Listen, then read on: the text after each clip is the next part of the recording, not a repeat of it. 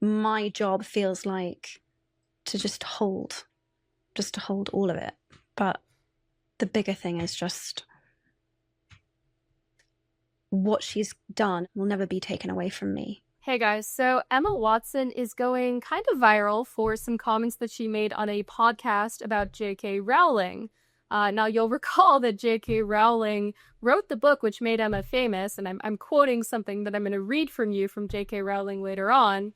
And I don't actually know if I'm saying her name right. Rowling, I think it's Rowling. Anyway, uh, Emma basically said, that whatever political differences they might have, she's basically never stopped caring for J.K. Rowling, and she still has this deep affection and respect for her. And Rowling saw this, and she gave her side of the story, which was, as everyone could see in public for many years, Emma Watson jumped on the trans train, so to speak, and distanced herself from anything to do with J.K. Rowling. She didn't defend her in public, not that she's obligated to, but she more or less seemed to disavow, the author of the Harry Potter books over this dispute about whether men can be women and women can be men. But anyway, I'm going to play Emma's remarks for you so you can see sort of the cognitive dissonance going on in this lady's mind. Ever cancel her out or cancel that out for anything. It has to remain true. It is true. And this is where this like holding of these, I just don't know what else to do other than hold these two seemingly incompatible things together at the same time and just hope maybe they will one day resolve or like co-join themselves, and maybe accept that they never will, but that they can both still be true. And I can love her. I can know she loved me. I can be grateful to her. I can know the things that she said are true. And that can be this whole other thing. And my job feels like to just hold all of it. But the bigger thing is just what she's done will never be taken away from me. Okay, so she's talking in very vague terms. This is kind of the problem with taking actors seriously, like as a premise, I think the null hypothesis should be that these people are not serious, smart people.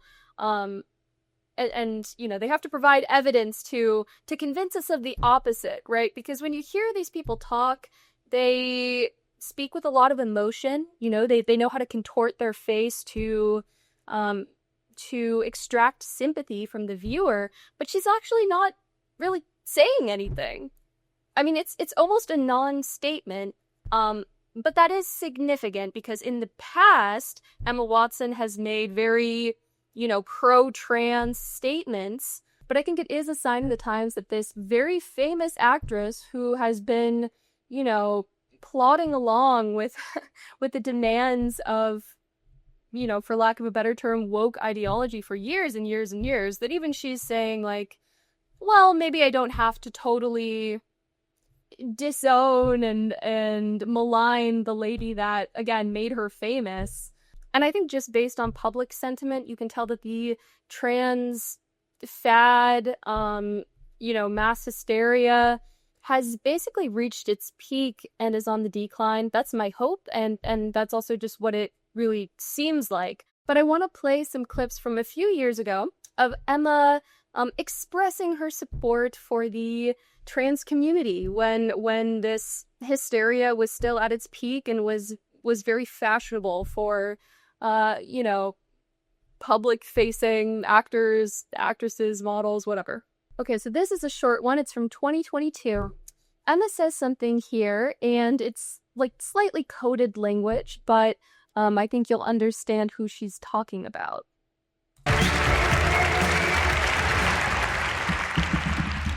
I'm here for all of the witches.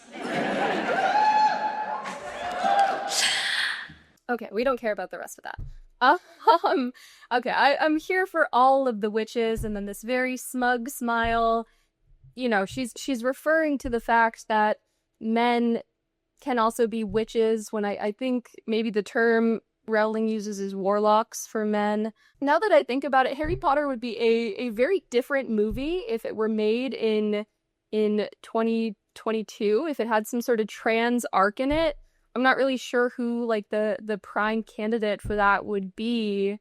But I seem to recall there was a bathroom scene maybe in the first movie where that features in the plot. So maybe they could rework that. I don't know. Maybe they can shoehorn in social issues for the modern audience that's just craving these things. I think they actually are remaking Harry Potter, so maybe that'll feature. I don't know. I don't know that Emma Watson is a part of it. I think they're casting, some diverse crew of young actors. Anyway, I'm going to play another clip for you where Emma is a little bit more explicit, and this is a conversation with a man who is masquerading as a woman. Do you feel comfortable with me using, female toilets? Oh my God, of course. But I would. Does that depend on me having had surgery? No. What would you say? I don't want to dwell on this for too long, but what would you say to those people who would have an issue sharing a public bathroom with me? Oh my goodness. I would say that's another human being. How can you...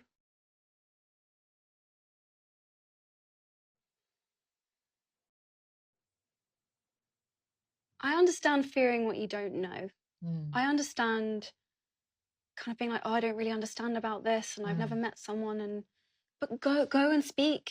Go learn, go speak, go look into the whites of someone's eyes that's had this experience, and tell me after you've done that you do not see or feel their humanity or understand their story, or that like there's any part of you that feels that it's okay to make that person not feel included. She's so ditzy, it's like almost hard to believe. She gets asked this question and she just puts on this look of like total astonishment. There are people who don't want to share a bathroom with you. I mean, it's almost inconceivable, but let me give them some advice. As Emma Watson, as this wellspring of compassion and wisdom, God, I am. First of all, what does someone being a human have to do with them sharing your bathroom? Like, I'm pretty sure that most women acknowledge that men are human, and vice versa. And we still manage to come up with this idea that, some spaces should be segregated. I'm not totally following the logic there. Well, I guess the logic is, if you don't do what I want, then you're anti-human, you are inhumane, you are threatening my existence, and then I have the right to do, virtually anything I want to you. I think that's actually the underlying premise. And as to the last point, I just don't care about inclusion for its own sake. So I guess there's nothing left saying there. But okay, now we have done, a pretty representative assessment of Emma Watson's intellect. Let's turn to J.K. Rowling, because J.K. Rowling fired off a very well-written statement, as you would expect, expressing some confusion and displeasure with Emma Watson suddenly backpedaling on her feelings and proximity with J.K. Rowling. Okay, so I'm going to read parts of this statement, which says, "I'm not owed eternal agreement from any actor who once played a character I created. The idea is as ludicrous as me checking with the boss I had when I was 21 for what opinions I should hold these days. Emma Watson and her co-stars have every right to embrace gender identity ideology. Such beliefs are legally protected, and I wouldn't want to see any of them threatened with loss of work or violence or death because of them." They have every legal right, sure. I guess I maybe disagree with the first point here about loss of work, because, if someone doesn't want to hire you because of something you said, I think that's probably fine. then again, it's also not like super relevant for Hollywood stuff, except in terms of getting people to the box office, because, you know, if you can act the part, I think you should do it.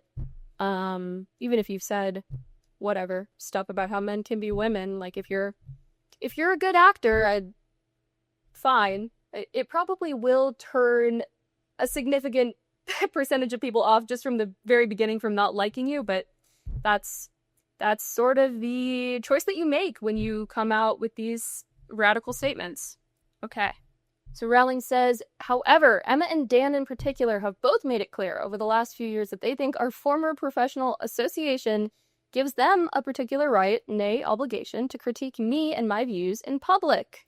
Years after they finished acting in Potter, they continue to assume the role of de facto spokespeople for the world I created. I think that's true.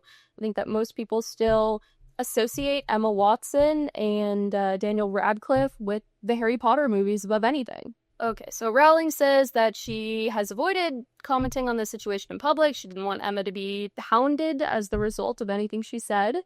But the television presenter showed her the clip of Emma talking about all the witches. And she says, in truth, that was a turning point for me. But it had a postscript that hurt far more than the speech itself.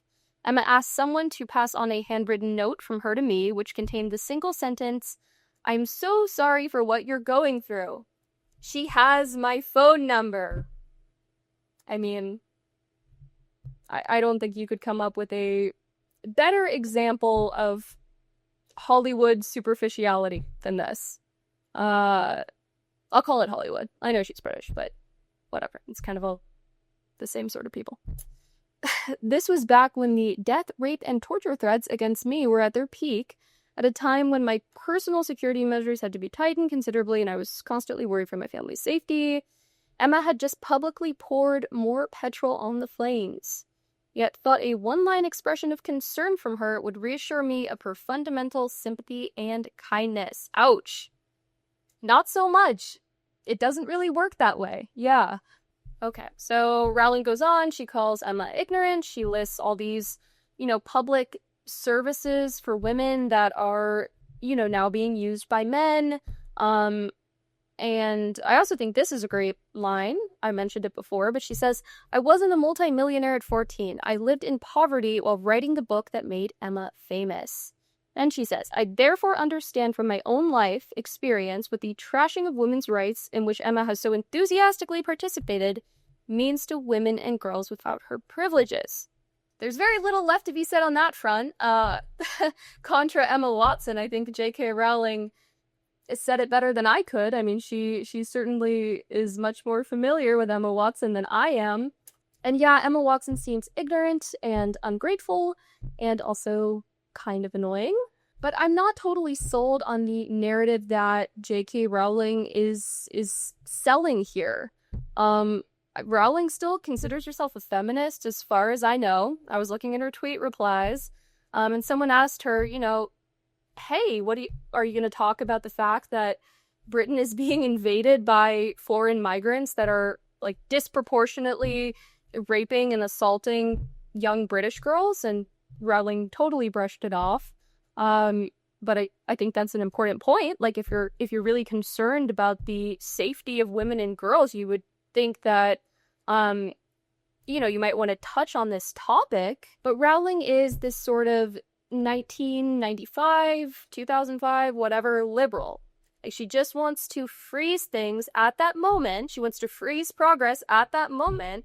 And it doesn't work that way. You can't stop progress. It's just gonna keep rolling. And in some ways, transgenderism is not, it's incompatible with first and second wave feminism, but it's also like the outgrowth of them, right? Because what's the premise of feminism? The premise is that basically men and women are the same.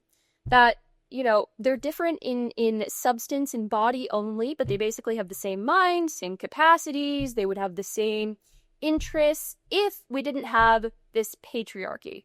This patriarchy assigning us certain sex roles that we have to fulfill on the basis of this kind of arbitrary being born into a woman or a man's body. I mean, transgenderism operates on very similar logic, right? It's like, well, you're not just arbitrarily assigned sex roles, you're arbitrarily assigned your sex. You are assigned the sex at birth. And why shouldn't you have the right to change that? I mean, it's a liberation, right? So there is a lot of overlap in this way of thinking that I don't think J.K. Rowling has really examined. I don't think she wants to examine it. So at the end of the day, it's hard for me to take her incredibly seriously when so much of the general climate was born out of these ideas that she was, part of promoting or at least believed. Eventually, I don't really know how much feminism was inherent to Harry Potter, but at the very least, as a public figure, J.K. Rowling has sort of framed this as maybe another manifestation of the patriarchy, as men invading women's spaces, as men asserting themselves over women. It is that in a way, but it's also men kind of drawing from a playbook that feminists created years ago, right? So it's like, well, why can't girls join Boy Scouts? Why can't, girls play on the football team? Like, we're just as capable as men. And the answer is that obviously men and women have different capacities and there's a spread of interest and ability, and that's all kind of obvious, but at the very least everyone is kind of united in in rejecting Emma Watson's attempt to paper over her more radical affiliations in years past. So I think that's good. So I'm happy with that, but let me know what you think about this whole drama, Rowling's reaction in the comments section below. Give this video a like, hit subscribe, and I will see you in the next one.